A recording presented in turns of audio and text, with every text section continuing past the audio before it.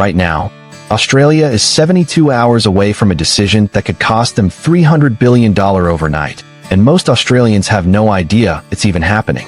Meet Sarah Knox. 3 years ago, she owned the most successful wine export business in South Australia. Chinese buyers loved her Shiraz so much, they'd fly to Adelaide just to tour her vineyards. Then on December 1st, 2020, everything changed. China slapped a 218% tariff on Australian wine. Sarah's $50 million in annual orders? Gone. In 72 hours, her 30 employees became zero. Her dream became a nightmare. But Sarah's story isn't unique. It's Australia's story. And it's about to get so much worse. Here's what's really happening. China doesn't just buy Australian wine. They buy 40% of everything Australia exports. Iron, ore, coal, beef, education services. That's $165 billion flowing into Australian pockets every single year. To put that in perspective, if China turned off that tap tomorrow, it would be like every single Australian losing $6,500 instantly. But wait, before we begin, please subscribe to ensure that you never miss out on any of our essential videos. Comment, "I subscribe" below, and I will personally welcome you to our community. With that said, let's get started. James Murphy knows this feeling. He's worked the iron ore mines in Western Australia's Pilbara region for 15 years. Made $120,000 a year pulling red dirt out of the ground and shipping it to Chinese steel mills. "It was the best job of my life," James told me. "I bought a house, got married, had 2 kids. Then in 2020, China started their unofficial ban on Australian imports. James's mind cut shifts, then cut workers. James went from $120,000 to zero in 6 months. The Australian Institute released a study in 2023 that should terrify every Australian. 1.2 million Australian jobs, that's 1 in every 11 workers, directly depend on Chinese trade. But here's what the government won't tell you about those statistics. The real threat isn't economic. It's military, and it's sitting 30 miles from Australia's coast. Captain Lisa Wong has patrolled Australia's northern waters for 8 years. She's watched Chinese fishing fleets, some with 300 boats, appear overnight near Australian territory. They're not fishing, Captain Wong explains.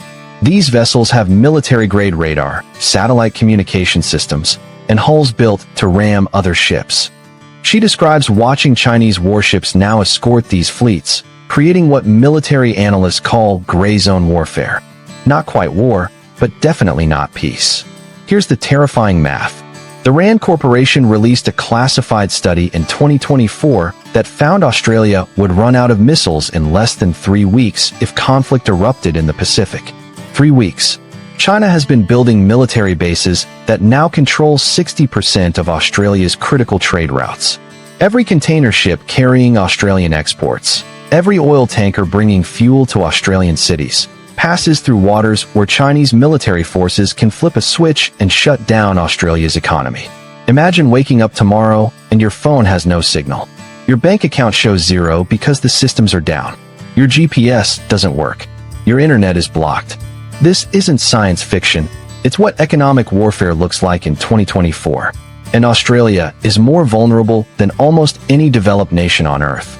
But America's protection comes with a hidden price that might bankrupt Australia's future. The United States wants Australia to spend $400 billion. That's $15,000 for every single Australian, on AUKUS submarines that might never actually work. Tom Bradley runs a shipbuilding company in Adelaide. When AUKUS was announced, he saw an opportunity. He mortgaged his house, expanded his facilities, and hired 40 new workers. The government promised us decades of submarine work, Tom says. I believe them. But here's what Tom discovered. The Congressional Budget Office released a report in 2024 showing AUKUS submarines won't be delivered until 2040, if they're delivered at all. The technology is so classified that Australia can't even access the blueprints for weapons they're paying billions to develop. Tom's company is now 3 months from bankruptcy, and those 40 workers? They're updating their resumes. Meanwhile, Australia is banned from the Five Eyes intelligence sharing that they're supposedly part of. American companies get first access to the lithium and rare earth minerals Australia discovers. And if Australia ever disagrees with American foreign policy, just ask France how quickly military partnerships can disappear. That's when things got worse. Because there's a third option nobody's talking about, and the window for this choice is closing fast. What if Australia chose neither China nor America? I know what you're thinking. That's impossible for a country like Australia.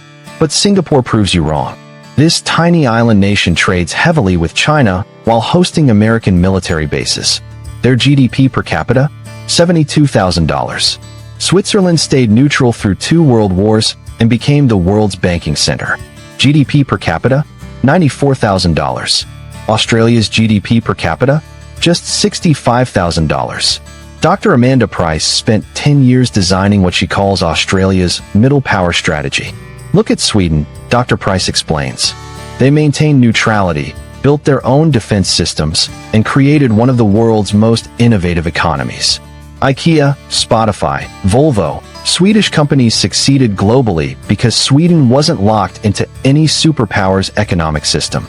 Her research shows Australia could increase trade with India, Indonesia, Japan, and South Korea by 300% while maintaining limited relationships with both China and America. The key is being useful to everyone and owned by no one, Dr. Price says. But this path requires something most Australians aren't ready for: complete energy independence, a defense industry that builds Australian weapons for Australian needs, and the political courage to say no to both Beijing and Washington when their demands conflict with Australian interests. Here's why the window is closing. Both superpowers are about to force Australia's hand. China is building military bases in the Solomon Islands, 1,200 miles from Australia's coast. America is demanding Australia choose sides in their Taiwan strategy. And both powers are making it clear that neutrality isn't an option they'll accept.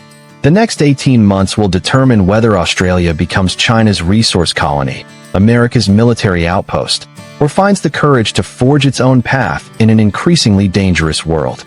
So here's my question for you, and I really want to know what you think. If you had to choose today, knowing what you now know about the costs and risks, which path would you take for your family's future? Economic integration with China despite the political risks?